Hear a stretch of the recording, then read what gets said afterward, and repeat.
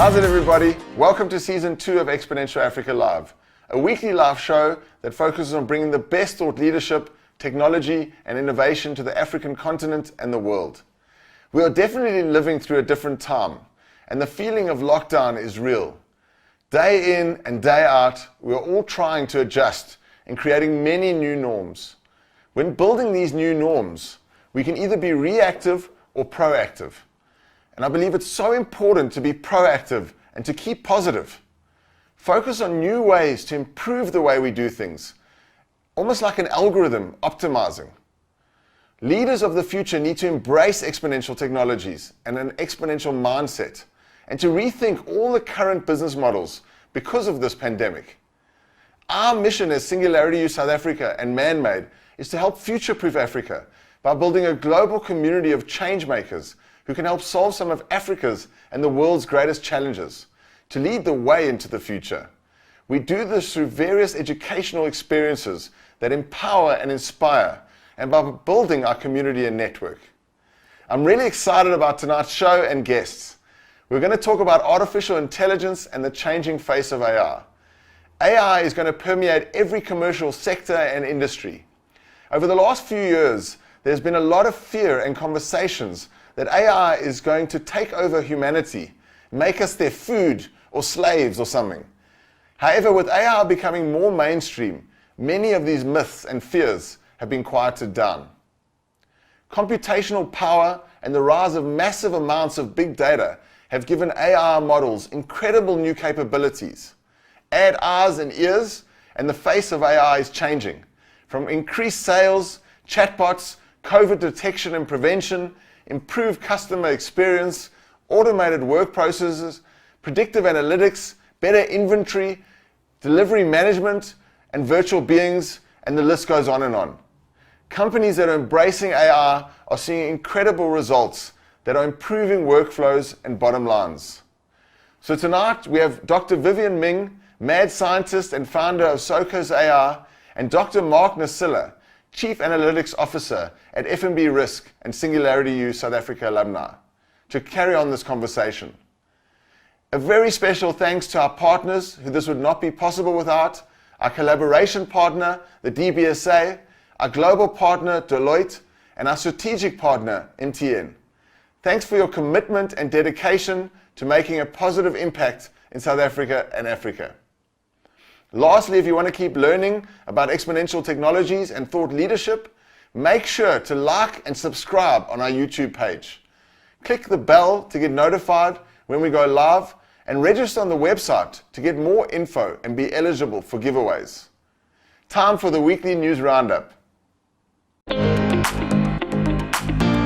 Artificial intelligence has been paving the way in exponential growth and augmenting and enhancing many industries. Let's take a look at the latest tech news stories in AI. The brain is best and AI is learning. AI currently works quite differently to the brain. In AI, information passes between layers in an orderly manner, while biological neurons communicate by firing off electrical impulses sporadically. This sporadic approach is actually way more energy efficient. The brain only uses 20 watts of energy. Researchers have proposed a new learning method similar to the sporadic approach, which they think could help us replicate this efficiency in AI. AI analyzed over 11,000 relationships and it found the answers to happiness. Researchers from Western University had some interesting findings. We all thought that individual characteristics such as personality traits, age, and gender were great predictors of a successful relationship. But the findings show that this isn't the case. It's more about perceived partner commitment, appreciation, sexual satisfaction, perceived satisfaction, and conflict. Artificial intelligence could improve the diagnosis of Alzheimer's. The main risk factor for most neurological disorders is age. And with populations living longer than ever before, the number of people with a neurodegenerative disease is expected to hit unprecedented levels. New research from the University of Sheffield's Neuroscience Institute examines how the routine use of AI in healthcare could help to relieve the time and economic impact of common neurodegenerative diseases. Easy remote use and machine learning algorithms trained to recognize changes will make AR a valuable diagnostic aid. AR has the sweet smell of success. A pair of researchers at the University of California, Riverside has used machine learning to understand what certain chemicals smell like to the human nose. By digitizing predictions of chemical smells, we'll be able to prioritize what chemicals can be used in the food, flavor, and fragrance industries. Tech Giant's latest machine learning system comes with both ethical and environmental costs. San Fran-based OpenAI's latest machine learning, GPT-3, has the industry ruffled. Here's what happened so far. It's been training using 45 terabytes of text data. It now has the capability to generate all sorts of written content when it's primed with a few words. And what it's written so far has been rather impressive. The ethical dilemma is that even though this iteration has made a seeming breakthrough, it is still riddled with bias. The environmental dilemma is that we know AI uses loads of energy, but we actually don't know how much of an impact this is having on the planet. Interesting to see how OpenAI will tackle these dilemmas going forward.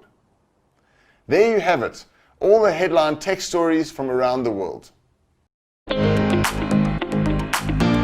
Today's African Innovation Spotlight is AR in Africa. They're the team behind empowering the youth to design an inclusive future with AR.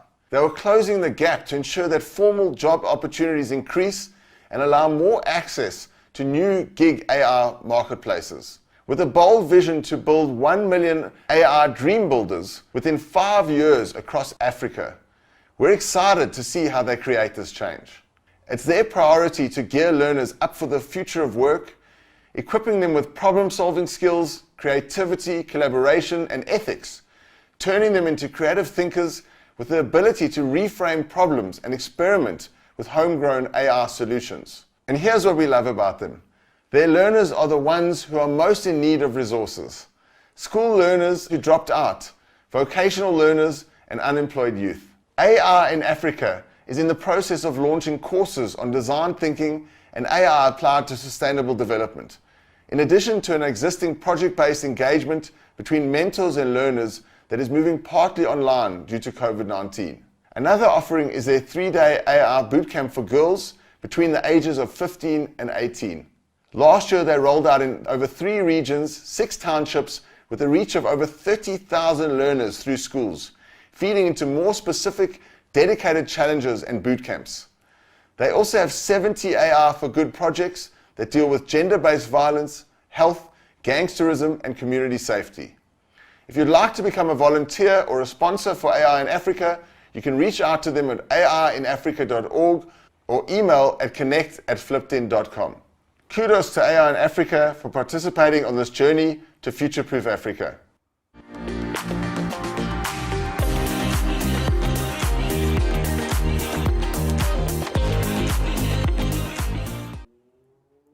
Time to move into the main part of tonight's show, the changing face of AR.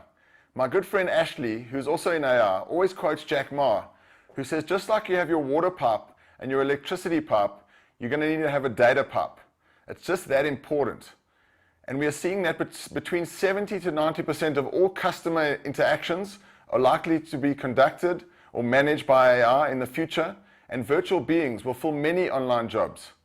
Individuals will be able to define and design the personalized products and services they require in sectors ranging from travel, banking, savings, and insurance. From self-aware and self-replicating software systems and robots that are emerging to autonomous vehicles or predicting robo-advisors. The future will be better from the convergence or augmentation of this technology with others. And artificial intelligence is helping the fight against COVID-19 in so many ways, and many professionals are embracing the amazing augmenting and enhancing power of AR. The conversation for this show will focus on all the different ways we can practically embrace and incorporate AR into our lives. Tonight we have Dr. Vivienne Ming and Dr. Mark Nasilla. Let's start with Vivienne. Vivienne Ming is a professional mad scientist, co-founder and executive chair at Socos Labs, theoretical neuroscientist, entrepreneur, author, and mother of 2. Dr. Vivienne Ming is featured frequently for her research and inventions in the Financial Times, The Atlantic, Quartz Magazine, and the New York Times. Co-founded with wife Dr. Norma Ming, Socos Labs is a mad science incubator dedicated to solving some of the world's most pressing problems. Previously, Vivienne has pursued her research in cognitive neuroprosthetics as a visiting scholar at UC Berkeley's Redwood Center for Theoretical Neuroscience. In her free time, Vivienne works to design AI systems to help treat her son's diabetes, predict manic episodes in bipolar sufferers, and reunite orphan refugees with extended family members.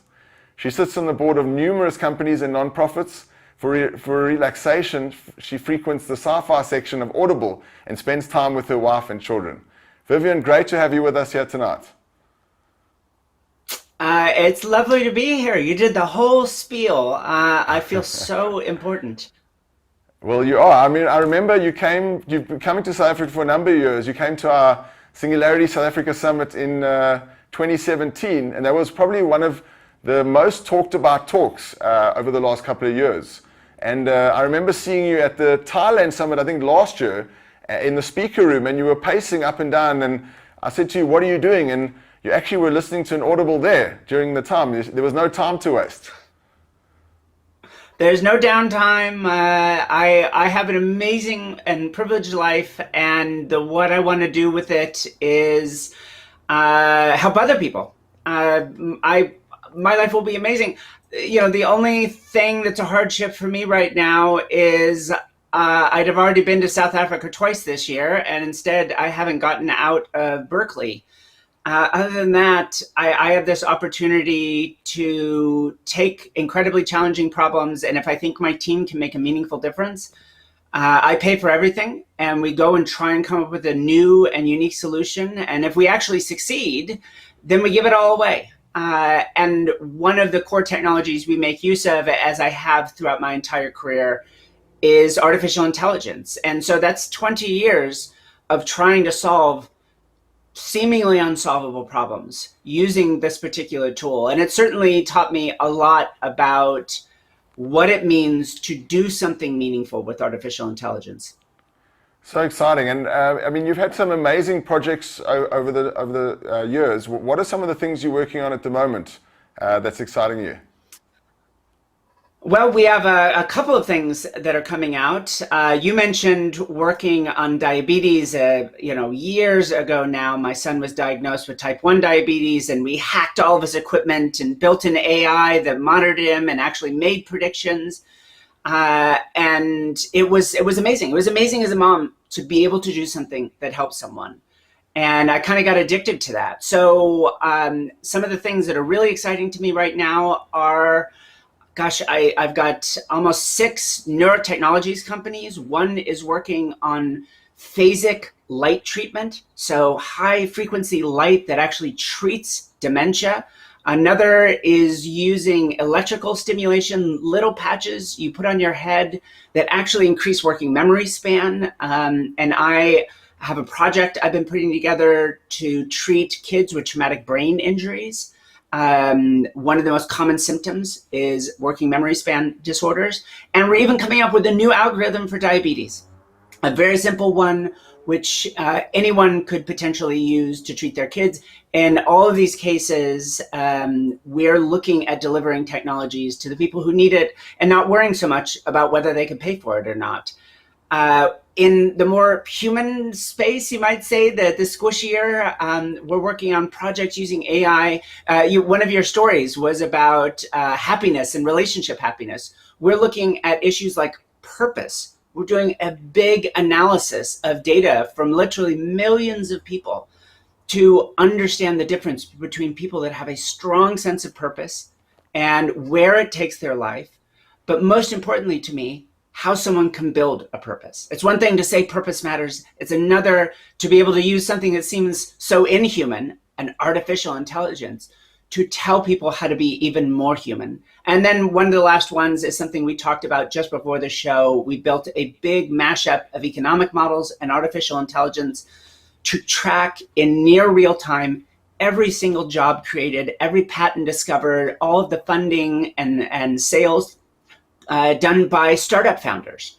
And most particularly, startup founders that don't look like they came from central casting in Hollywood. They're not the white a nerdy teenage man from Harvard or Stanford, all of those other peoples that are changing our lives, making things better, and their stories aren't getting told. So we have this chance to build this system that actually says you have a job because maybe someone just a little bit different than you created that job. And most importantly, and happy to sit down and chat with Cyril about this, what could local policymakers do to create a change in their community, to create even more jobs, and foster economic growth. And it's incredibly fun for me as a nerd to be able to mash up big data and machine learning and economic models, but in a way that directly helps people, in a way that's about humanity. No, absolutely. I love that. It's completely in line with our mission and goals to use. How can we use this tech to actually make a better world for ourselves? And I think it's so exciting that every one of those projects could be a show in itself. It sounds really, really interesting. But thanks so much. We're gonna welcome Mark onto the show, and then we'll get into the panel. Let me welcome our next guest, Ms. Dr. Mark Nasilla, who is the Chief Analytics Officer at F&B Risk. As an experienced data science and analytics expert, he has ensured that the techniques and methodologies that is introduced into F&B are at the forefront of where banking is headed, both locally and internationally. Some of his career highlights and awards include Developer and the Brain Behind Manila, an AI system F&B has been harnessing to reimagine its risk management and forensic due diligence processes. He is recognized locally and internationally as a leading force in the development of new and up-and-coming techniques and methodologies within the highly competitive areas of AI, data science, and machine learning. Dr. Nasilla has presented at local and international conferences such as the Business Tech Digital Banking Conference, South Africa, the Chief Data and Analytics Officer Forums in South Africa and the UK, and the European Simulation and Modeling Conference. Dr. Nasilla has published and written opinion pieces for the Daily Maverick, RT Web, Coronian Intelligence, and the European Simulation and Modeling Associations. Mark, welcome to the show. Thank you very much, Mick, for having me. I'm glad to be here. Mark, I remember last year we were in Silicon Valley and looking at AI companies around legal AIs, and we visited a company in Berkeley where Vivienne is currently, that is doing extherma. They're trying to keep organs alive for longer using a special liquid. And now we're back in South Africa, and you've done some amazing things in AI. How's your journey been getting into this space? Thank you, Mick. So my journey in AI began around 2009 after I gave a talk at Leicester University at the European Simulation and Modeling Association. And at this time, there was clear evidence that there was exponential growth of data, and big data was going to reinvent a lot of processes, obviously together with machine learning models. 2 years later, I joined the bank, and we started doing some work on financial crime detection as well as marketing. And with all these algorithms, we were able to be more accurate in predicting structured events. For example, credit card fraud, offering products to the right customer at the right time.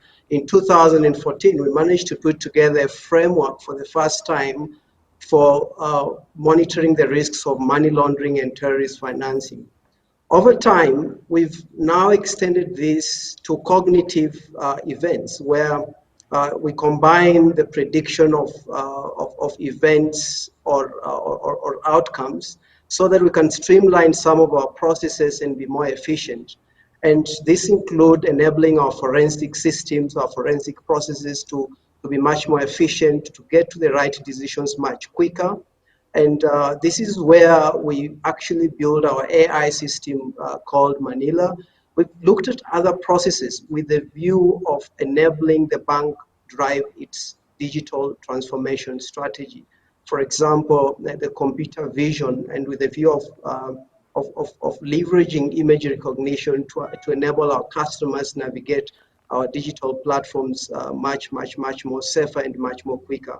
So in a nutshell, that's been my journey, and it's been exciting, and it's clear evidence that AI is not a myth anymore. Every aspect of society or social domain is being redefined and redeveloped so that the future can be much more better. No, thanks for that. Let's dive a little bit into Manila, the project that you mentioned. Apparently you saved 70% efficiencies because of this AR system Manila. Is that right? Yes, 100%. And how does So it work exactly? as you're aware, as a bank, we're required to monitor certain risks on an ongoing basis. For example, the risks of money laundering, terrorist financing, and other forms of financial crime, obviously with a view of driving desirability and meeting regulatory requirements. Um, we have various algorithms and rules across the bank that monitor these risks on an ongoing basis. And whenever a customer or a transaction is flagged for this risk, they have to go through what is called an enhanced forensic due diligence process. In this process, the forensic analysts collect a lot of information around the customer. Then they do use this information to put together insights. Then they put together a handwritten rationale around why the customer has been flagged for that risk and whether there's any evidence to support the presence of the risk before they make a decision. You can imagine in the world of today, this is a very, very lengthy and tedious process. In these times of digitization, tough economic conditions, our systems will be subjected to a lot of acts of fraud and financial crime. And the quicker we get to these decisions, the better for our customers and our platforms. And Manila was built to enhance this process. So just like the analyst, Manila pulls together all the sources of information. Manila puts together insights, including generating graphs, insights in tables. And then Manila generates the natural language rationale, which is basically what, or similar to what the analyst would have done. And in this process, 90% of the work is now being done by Manila. And all the analyst is now doing is making sure that they perform quality assurance as well as providing feedback to enable Manila learn more about how financial crimes are changing. Much of that 70% come from the fact that Manila is very consistent, it's very accurate. Manila can consume a lot of information at the same time. It takes 8 seconds for Manila to generate a whole synopsis, a process which used to take lots of hours or days even, depending on how big the profile of the customer is. Using the same concept, we're scaling this across different use cases in the bank with a view of streamlining these processes so that we are much more efficient in the way we operate. Thanks. Amazing, amazing. I think it's incredible how you can make that much more efficient and take days of work down to seconds, and that is the incredible capabilities of embracing AR. Now, Vivienne, I want to ask you. There's been a lot of fear about AR taking over humanity. But there was over the last couple of years, it's been this Hollywood sort of dystopia that we've been projected, and I feel like a lot of that's calming down now because people are realizing these amazing benefits of AR. How do you think that this has changed now, and why are people, why is it quieted down? The funny thing is, AI is a magic pill technology. At least that's the way people perceive it. Good or bad, it's going to be this one magic pill. It'll take over the world and destroy everything. It will magically allow us to have flying cars and everything you ever dreamed was true. The reality has been something both much more modest and, as Mark said, much more pervasive and transformative than I think people appreciate. So, again, Hollywood drives so much of how people perceive artificial intelligence right now. Even the supposed thought leaders that drive a lot of these conversations are really, they don't know what they're talking about. You had a news story about GPT-3, and it is a truly fascinating technology.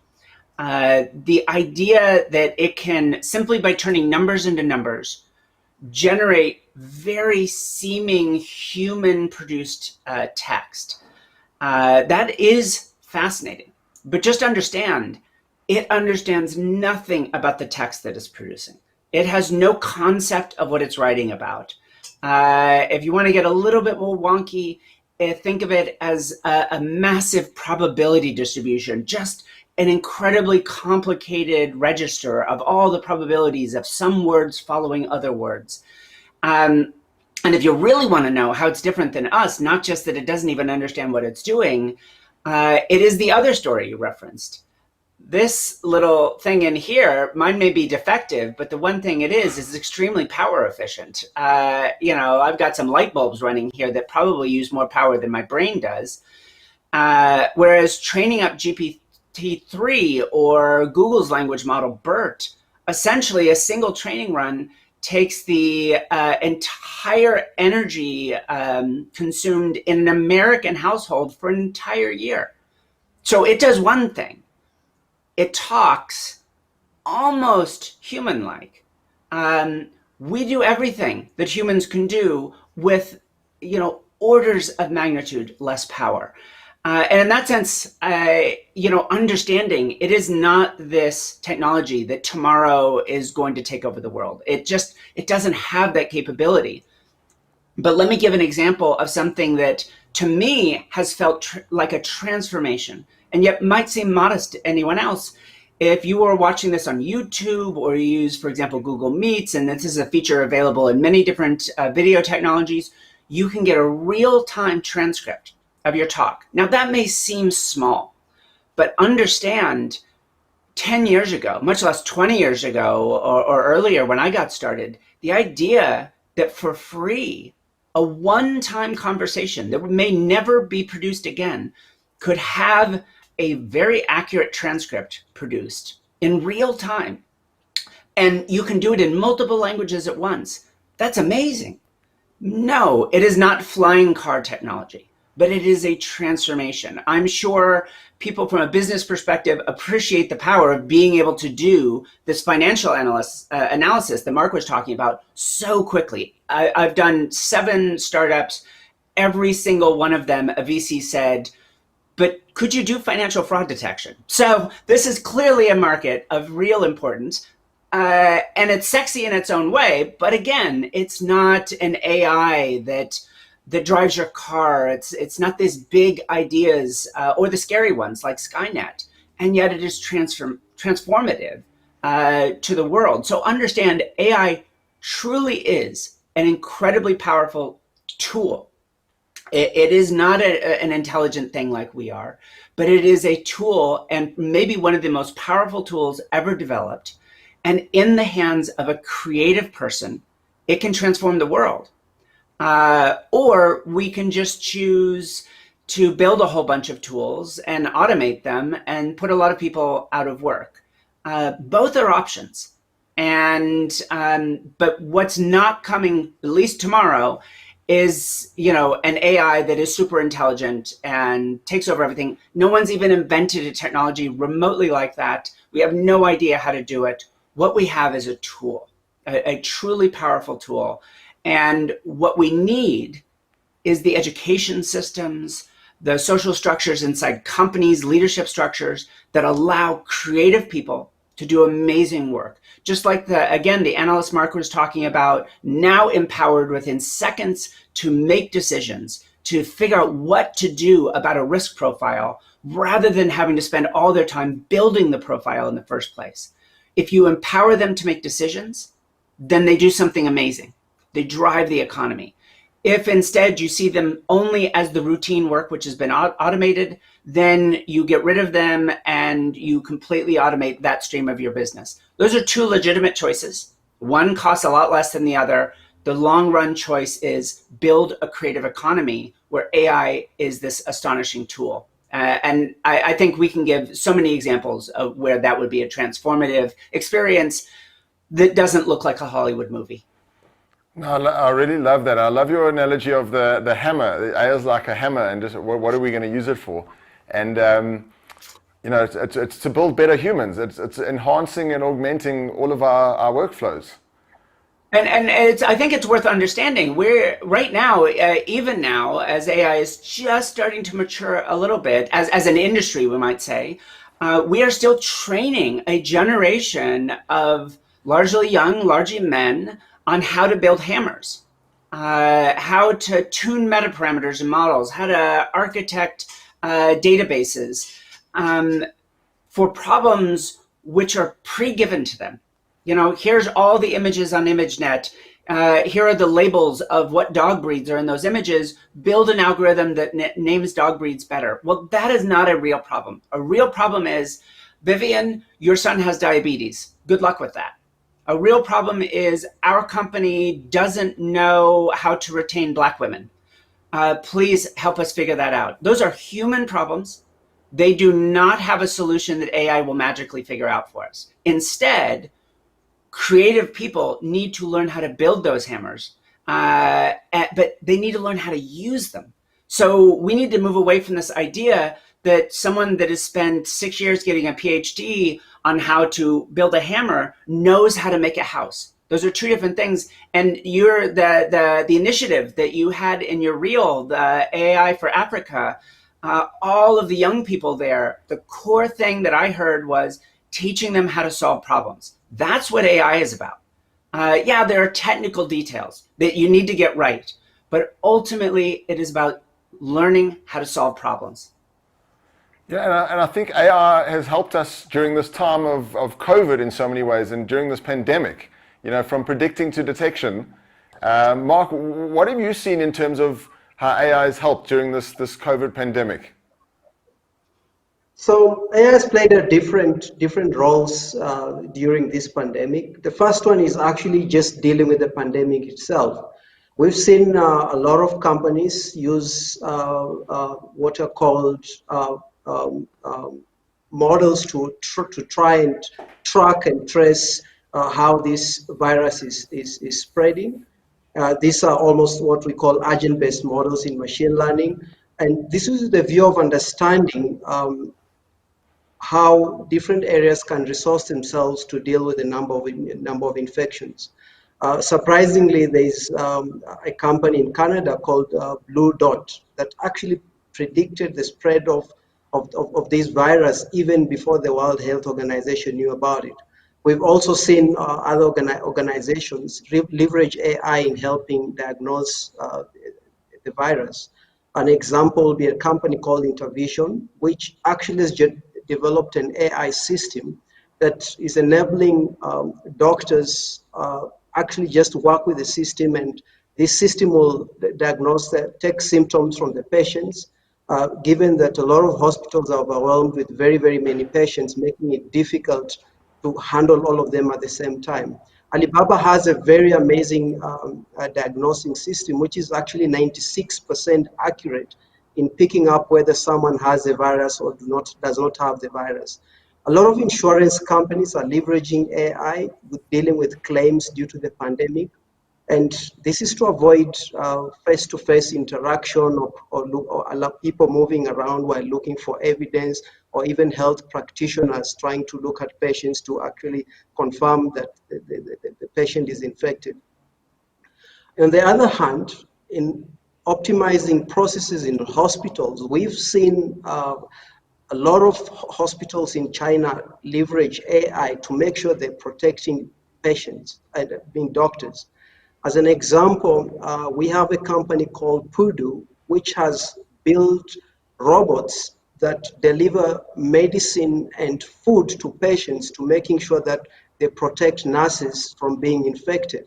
And then we have a company called Blue Ocean, which came up with an amazing AI system that actually uses ultraviolet capabilities to sterilize equipment so that nurses are not exposed. We know very well there's a lot of efforts that are ongoing in making sure that they develop a cure and a vaccine. DeepMind, for example, is using AI to making sure that there's an understanding of the protein composition of the virus, so that other companies that are trying to develop a cure can design a cure properly.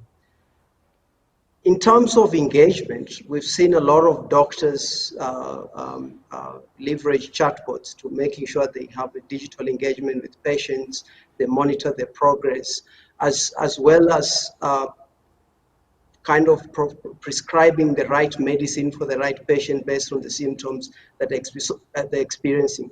So there's been a whole application of AI to dealing with complexities that have come with this pandemic.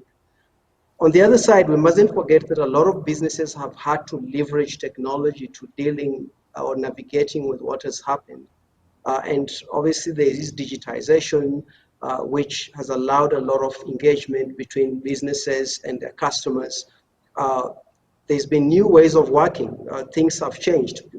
People have to work from home, and we've seen a lot of organizations leverage tools like Manila to making sure that there is no need to move around and eventually stand a risk of being exposed to the virus. We've seen other organizations like the education departments leverage augmented reality and virtual reality to making sure that there's a continuous process of learning. And there's so much evidence that when dealing with problems like this pandemic, technology is at the center of how we can navigate through this, as well as redefining a better future going forward. No, thanks. And I mean, what for me, it's like AI it's coming to save the day. It's one of these technologies that very quickly has helped during this pandemic. And staying in healthcare, Vivienne, we've got a question from somebody in the audience who wanted to ask you, can you tell us a bit more around your son and the diabetes? What are you doing? What are you doing to try help his diabetes? Absolutely. And then so it turns out Socos Labs has also had the chance to work on a couple of projects in COVID as well. So let me get to those. But several years ago, when Felix had just turned 4, it looked like he had the flu. And then within just a few days, he'd lost all of this weight. His body was literally eating itself. It was type 1 diabetes. So for any of the viewers that don't know the different kinds of diabetes, this one is an autoimmune disease, a little less common. But it is the one where it doesn't matter what you do. If you don't get artificial insulin, then essentially you will starve to death. So it's terrifying. It was the hardest emotional thing I've ever gone through was the 4 days in the intensive care unit with my son. But after that, if you use an insulin pump, you can lead a very good life. The only challenge is making certain your blood glucose levels, the amount of sugar in your blood, stays within the right range, within the healthy range that a normal functioning system, a normal pancreas, would have kept you in. So the way it was done when my son was first diagnosed was literally we hand wrote some numbers on a sheet of paper, and a doctor just looked at them and say, here's how we'll fiddle the dial on your son's insulin pump. And I was stunned. I was amazed that this is how diabetes was still being treated. I build models of brains. I built things that can hear and see, understand happiness, and we're still handwriting numbers down to treat diabetes. So I hacked his equipment. Turns out I broke all sorts of US federal laws. And I sent the data to my own personal server, and I built a model that predicted an hour or more into the future whether his blood glucose levels would go high or low. So if anyone out there is a parent like me, then one of the things is you go to bed scared and you wake up even more scared, certainly in those early days, because you don't know what's going to happen. Will he go low during the night while I'm asleep? That could actually be fatal. Will he spend the whole night high and it leads to all the terrible consequences, blindness and kidney failure, all of these things. So we built this system and it says, actually tonight he's going to be high. Let's give a little extra insulin. He doesn't need it right now, but he will. So we built this system and we used it on my son. I actually had a Google Glass that I wore every day back then because I would get real-time updates. But it was intensive. I had to put in everything he ate. I built a little AI to pull nutrition information from websites around the world and make predictions of how the food would interact with one another. What we're building today is a system that only uses the data from what's called a continuous glucose monitor. Every 5 minutes, we get an estimate of how much sugar is in his blood.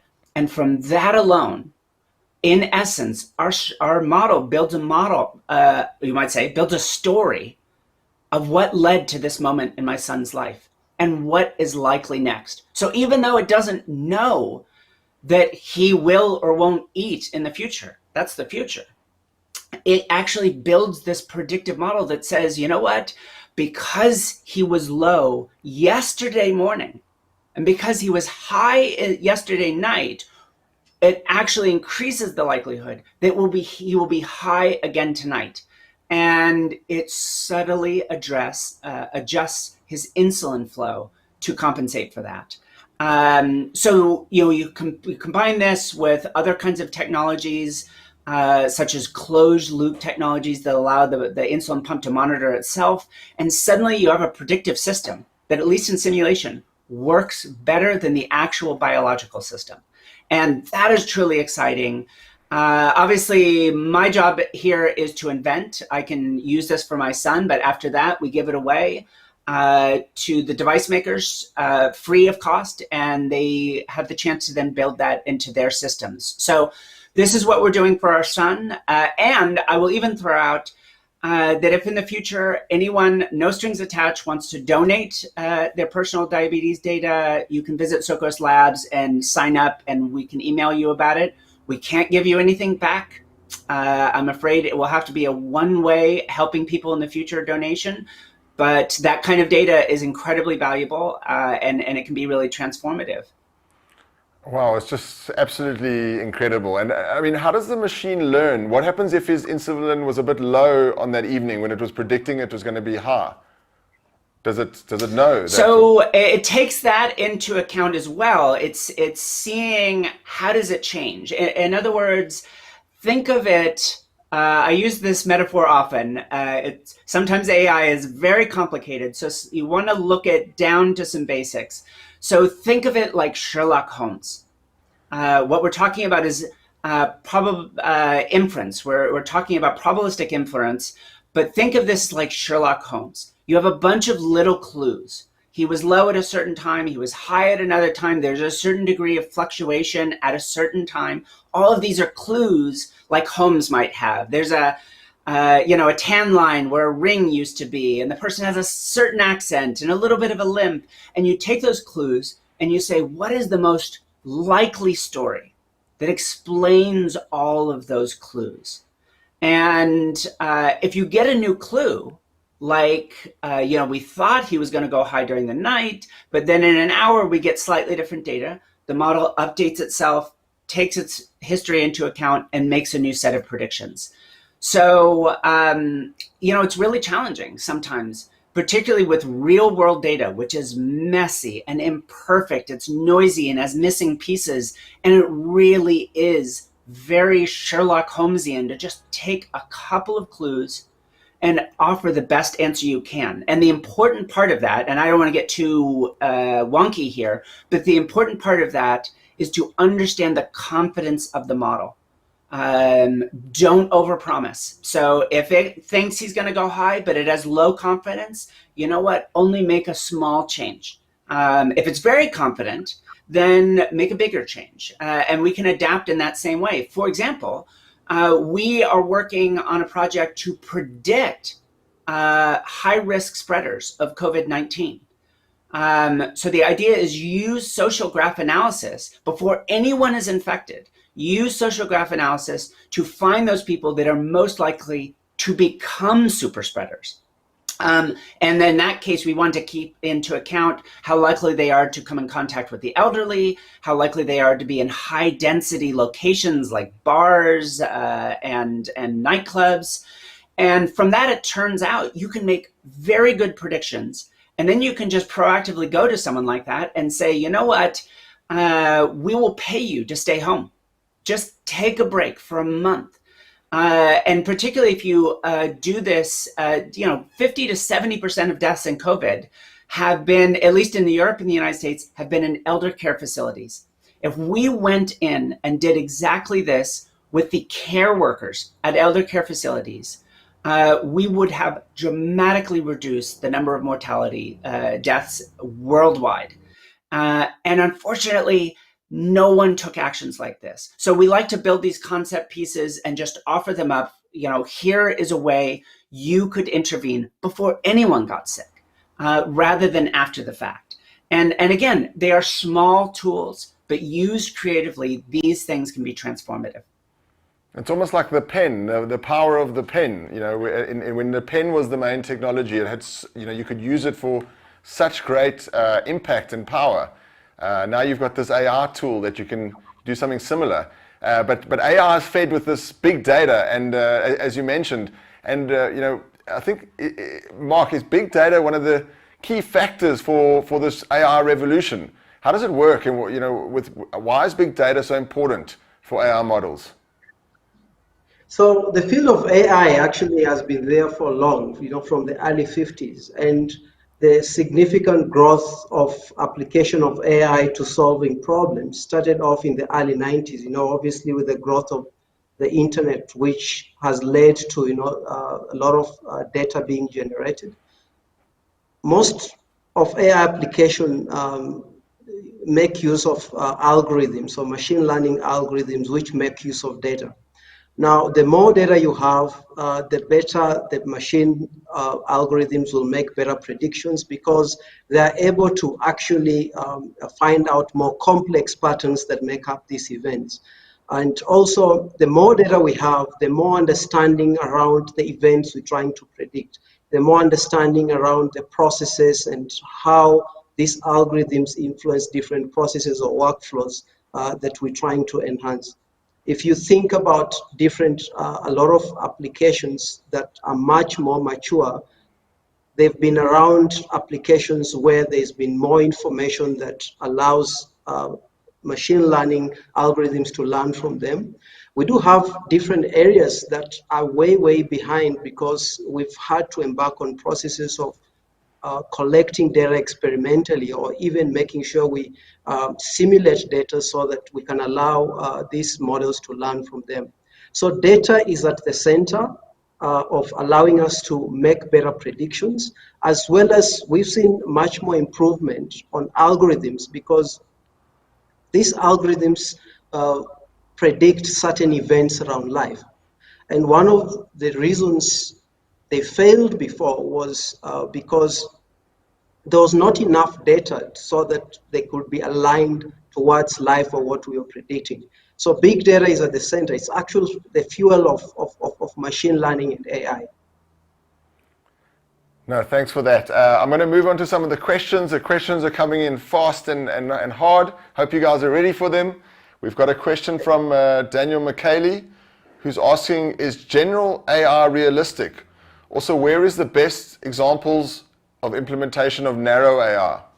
Vivienne, do you want to start with that? Sure, let's start with general AI. So this is the idea of artificial general intelligence, having an AI that is as smart as we are, and the assumption is if it can program itself and it's as smart as we are, it will very quickly become smarter. So I'm a neuroscientist. I just happen to use machines to study the brain. And so I think we're an existence proof. We compute. Therefore, it is possible to have general artificial intelligence in the same sense it is possible to have general natural intelligence. We're probably a lot less intelligent than we actually think, but granting that, I mean, look at who's in the US White House. But granting that, when we build these sorts of algorithms, you have to understand they are fundamentally narrow. There are some people that think if we just make this algorithm big enough, if we take a particular class of algorithms such as reinforcement learning algorithms that can learn to solve problems on their own, that if we just make it big enough, it will become a general intelligence. And quite simply, there's no reason to believe that that's true. It just is not evident in anything we know about the world that the kinds of algorithms we use today will ever become truly intelligent. So I think what we need, if we're ever going to make that progress, is some sort of a quantum leap. Just the way deep neural networks were a jump forward in the quality of artificial intelligence that from what had come before, something new. And my proposal for that space is causal artificial intelligence, machines that have models of why the world works, not just patterns of data. Until we get there, I don't believe that we will ever have general artificial intelligence. Thanks for that. Mark, do you want to comment on that as well? No, I agree 100%. A lot of applications today, mostly around weak AI, where we're looking at modeling or executing single events. We've seen in China today, they've got autonomous restaurants, and it's just basically a combination of single applications of AI. But I do agree with Vivienne fully that we're not at a level where we can say we have general AI. In some areas, we're still dealing with basically simple machine learning to allow algorithms just learn from simple data and make simple predictions. No, you know what? OpenAI actually has. You want an example of one that I thought was cool? Admittedly, it's a toy problem. They built an agent-based model that learned how to play hide and seek. So one team needs to hide, the other team needs to seek, and they get points for getting to the end without getting found, and vice versa. And then they trained it up. And you can go visit OpenAI's website. You can see actual animations made of the games that are played. And understand, it is very interesting. The AIs are independent of one another. They learn how to play together. In that sense, very exciting. But then look at the bottom on what's called epochs. How many games of hide and seek have to get played before these little AIs figure out even what hide and seek is? And it's millions, in some cases, billions of games. Can you imagine even the littlest child taking billions of games to figure out hide and seek? So it's fascinating what modern narrow AI can do, but also understand its limitations. And one of them is important for future proofing. It is the very nature of big data. All of this is routine. What it can learn to do is the things we already know how to do. And it can do some of those better than we can, certainly faster, but it can't explore the unknown with the same sophistication that a human can, at least for now, at least for modern technologies. So this is our relative role. Want to future-proof Africa? Understand humans will provide the creativity and possibly AI will provide the productivity. And you need to put those two things together in a rich way. You know, it's so interesting. I watched a game about a week ago where you could be an AI god. You could be a god to other ARs. I don't know if you've heard of that game, where you have these AR beings on a planet and you just create these objects and things for them, and the ARs learn by themselves and sort of develop on their own. Have you heard of that game? I haven't come across that one yet. I'm going to have to look it up. It's quite interesting because you play God to the ARs, and they, through reinforcement learning, they develop on their own in this little like 3D ball world. So, you know, and let's move over to a bit about virtual beings and avatars. You know, AI, what we're seeing at the moment is a lot of virtual assistants or animated beings that are AR bots. I don't know if you've heard of the AR Foundation, where they created Biz Stone, the founder of Twitter, in AR, or Deepak Chopra. Have you guys heard about this at all?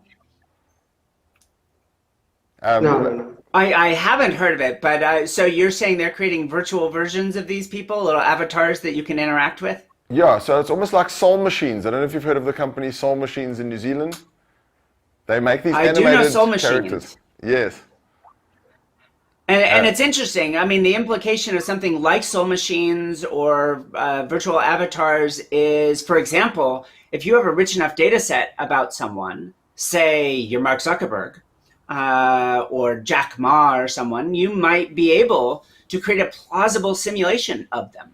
Not to say, again, that it's truly an artificial version of them, like someone has downloaded themselves into a computer, but you might genuinely, you could imagine in some places, you might almost have a little computer in your home, a little testament to your ancestors where they're all simulated. So you could go ask them questions.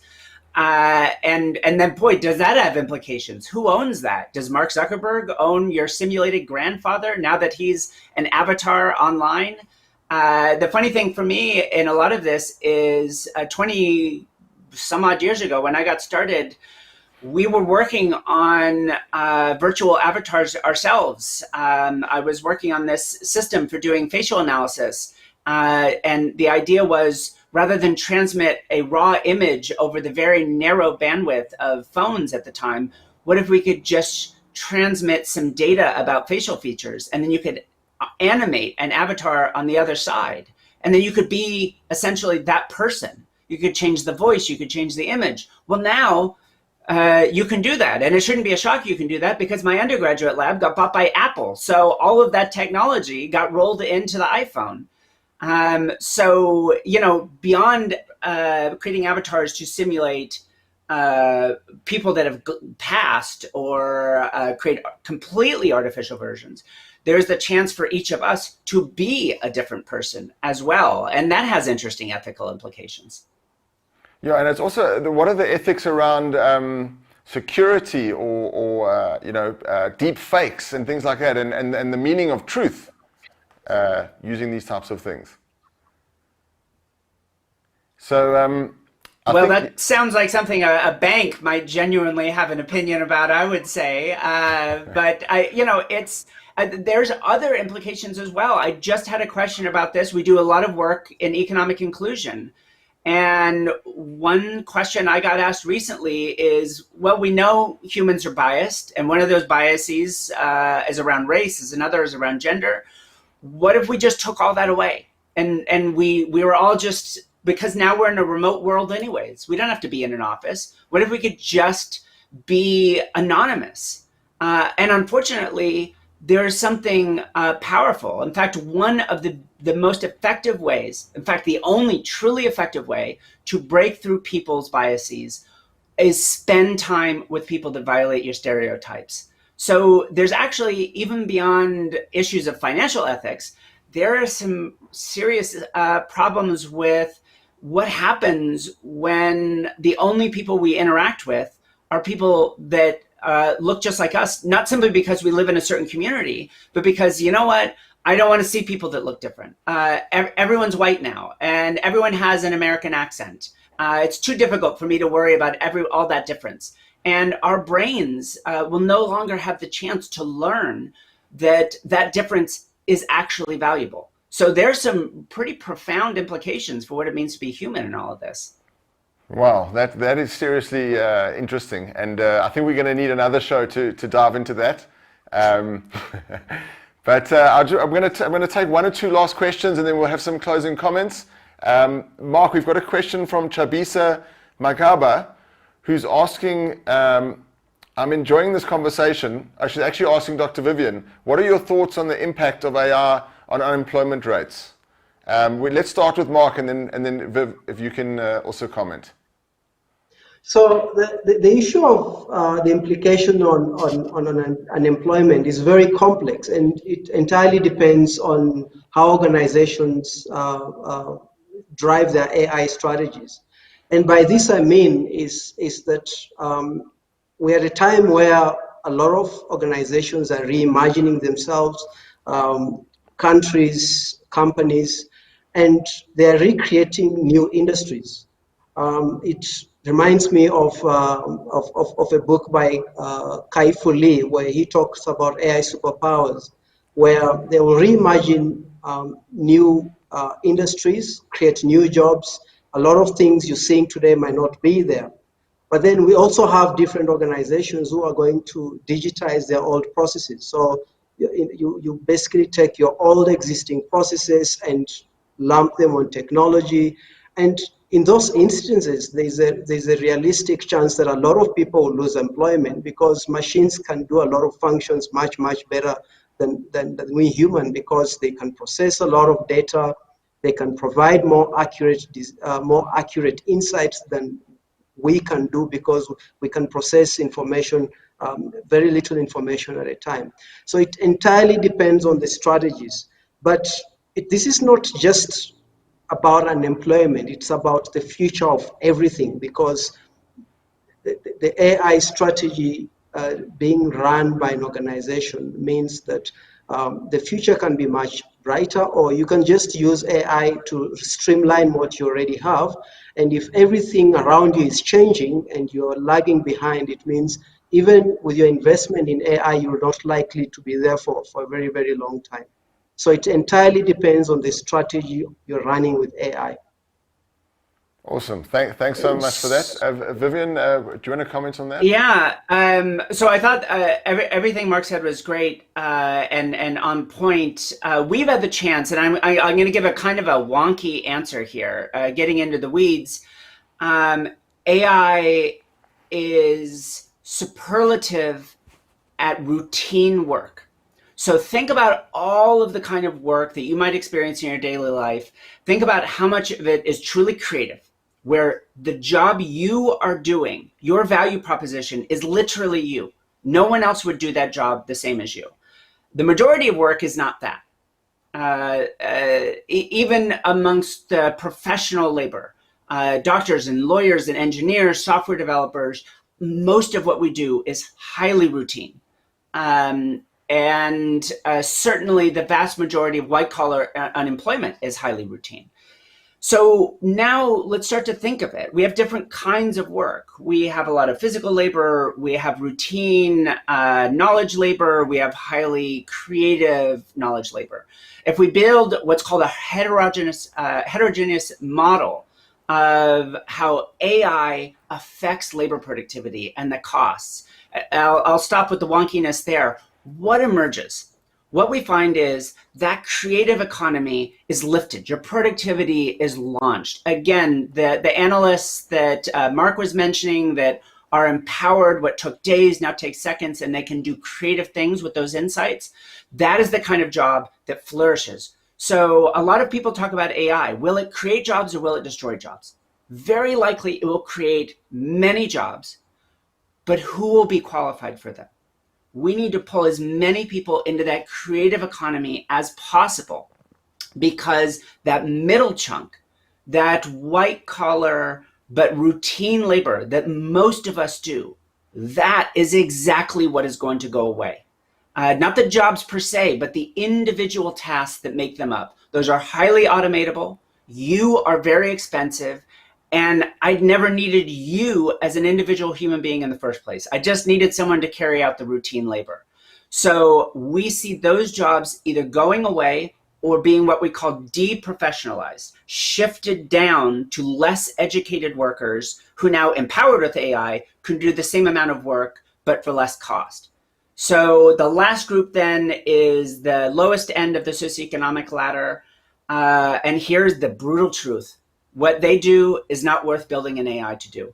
So farm labor, warehousing, people are building robots in those spaces. But the truth is the people in those spaces will just do it for less.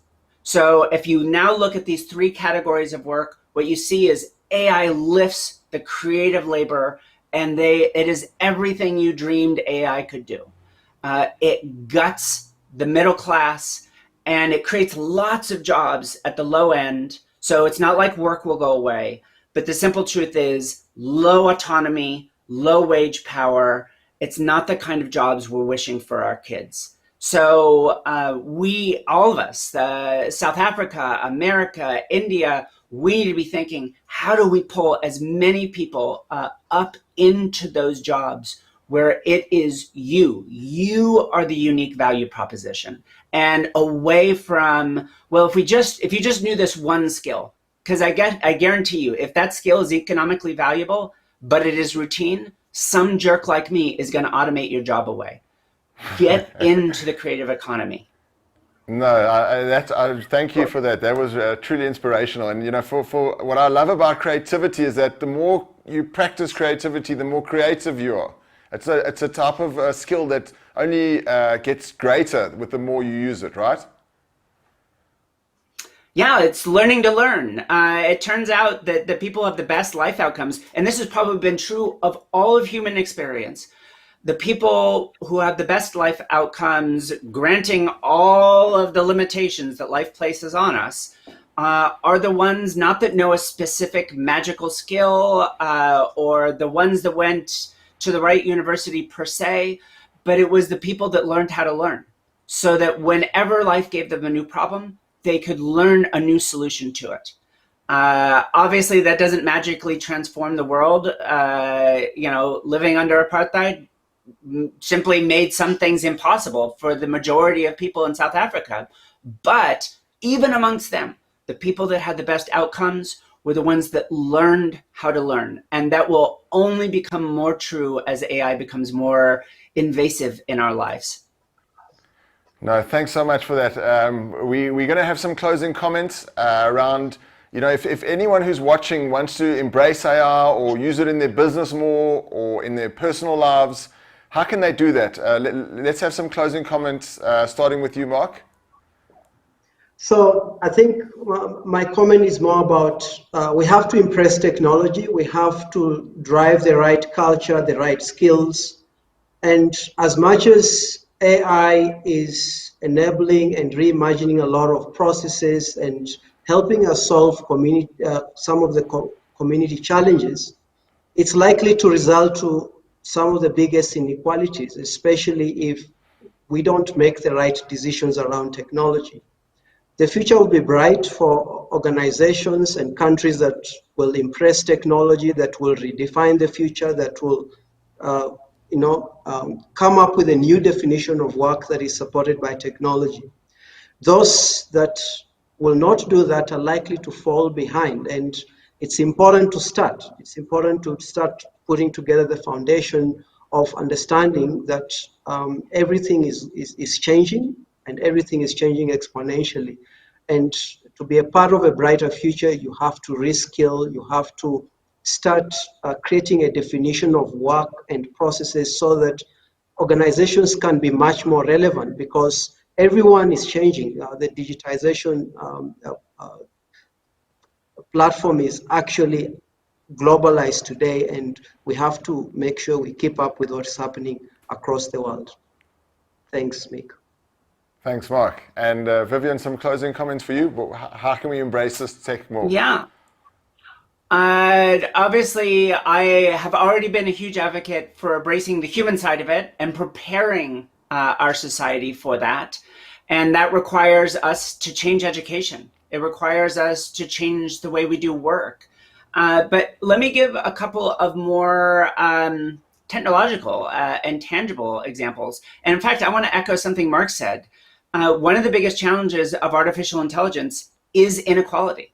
And a very tiny number of people, companies, and countries essentially have a monopoly on the AI infrastructure in the world. It's not that no one else is running these models, but very few people can run massive models at scale without the help of Alibaba or Amazon, without it running in China or America. And I think that needs to change. And one of the fundamentals to me is AI acting in my self-interest needs to be a civil right.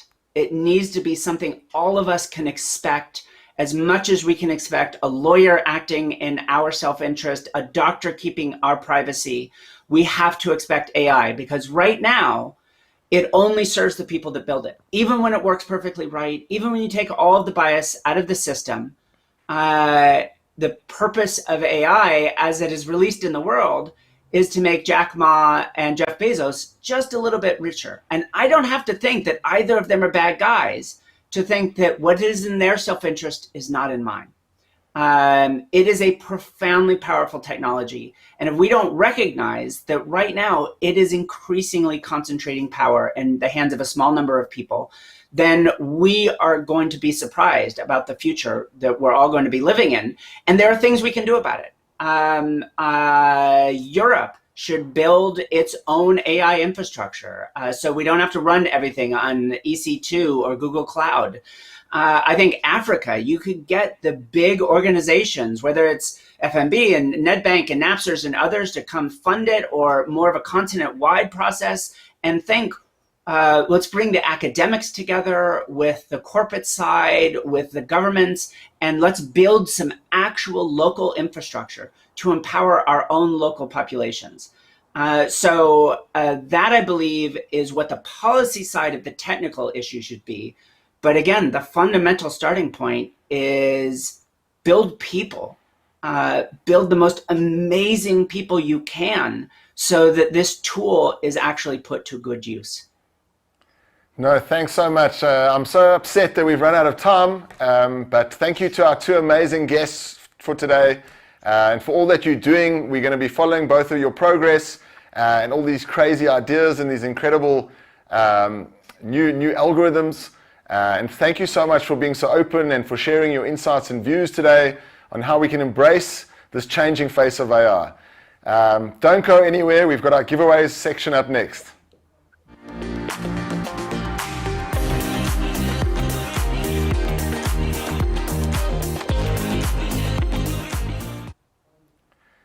Now it's time for the Share the Tech Love and Give Back. This season we have some really amazing prizes and gifts for you, and tonight we're going to be giving away 3 copies of Chris Østergaard's new book, The Transforming Legacy Organizations, which really talks about how does the large organization still innovate in today's times. So we're going to go straight to our winners. Perrin, can you spin the randomizer, please? And our 3 winners for today are Warwick Bloom, Motingwe Segobela, and Dan Bopape. Congrats to you guys. You have just won a copy of Transforming Legacy Organizations. And it's really so exciting to think about all these amazing ways that AI is changing the world and being used for good currently. And we need to think, how do we use this in our own lives and rethink the way that we're doing things. Thanks again to our amazing guests, Dr. Vivienne Ming and Dr. Mark Nasilla. We'll be back next week soaring high in the sky with an episode discussing, is human flight the future of mobility? And through the use of drone technology and the advancements in human flight, we have a very special guest, the real-life Iron Man, Richard Browning, founder of Gravity Industries, and Emmanuel Emanzeri from Nigeria, who's creating the next wave of drone mobility. You can go to our website to start registering for Is Human Flight the Future of Mobility, and stand a chance to win big in the Share the Tech Love giveaway next week with some new exciting prizes that we will announce, as well as get it in your calendar to be informed of all the updates. We've got one last section for tonight. Each week we're going to end on some incredible tech hacks, and today we're giving you a few simple AI tech hacks to help optimize some of your processes in your life. Just a quick mention of our condolences and wishes go out to the people of Beirut, as well as in South Africa. We want to give a big shout out to the events industry, where there will be over 400 buildings lit red tonight from 6 to 8 p.m. tonight all across the country. And you can look at Light SA Red, hashtag Light SA Red. The events industry needs your support, and please check that out. The magic of AI has been around for a while now, and it has simplified our lives in a number of ways. Here are 5 AI hacks you need to be using in order to make your life easier. Tech hack 1. AI camera apps for better pics. The latest smartphones come with cameras that can produce some of the best photos, but AI apps are also there to enhance your cameras. Spectra Camera and Pic AI take the most professional looking photos. They assist exposure, detect objects, and color your pics better. Try them out. Tech hack 2. Home security. Need to up your security? AI integrated alarm and camera systems using machine learning and facial recognition software keep a record of frequent visitors. You'll be alerted when there is a stranger on your doorstep. Make sure to use AI in your home security. Tech hack 3. Presentation creation. The next time you're using PowerPoint, make sure that you are connected to the internet. Their AI offers you presentation suggestions, icons, and imagery related to your topic, so that you don't have to arrange content or come up with a design. Most people don't know this, but it can help you hugely when designing that next presentation. Tech hack 4, transcribing administrative tasks. Transcribing voice notes are no one's favorite task, unless you're in AI. Download Otter voice notes to help you accurately record and transcribe meetings, interviews, lectures, and any other important voice conversations. Tech hack 5, smart keyboard on smartphones. This one is probably everyone's favorite. Most smartphones now allow for a better user experience by keeping tabs on your writing style and predicting words and emojis as you type, allowing you to type even faster and more comfortably. Thanks so much to all of you for watching. Join our social media pages as well as like and subscribe to our YouTube channel. I'm McMahon. Let's future-proof Africa together. Keep smiling.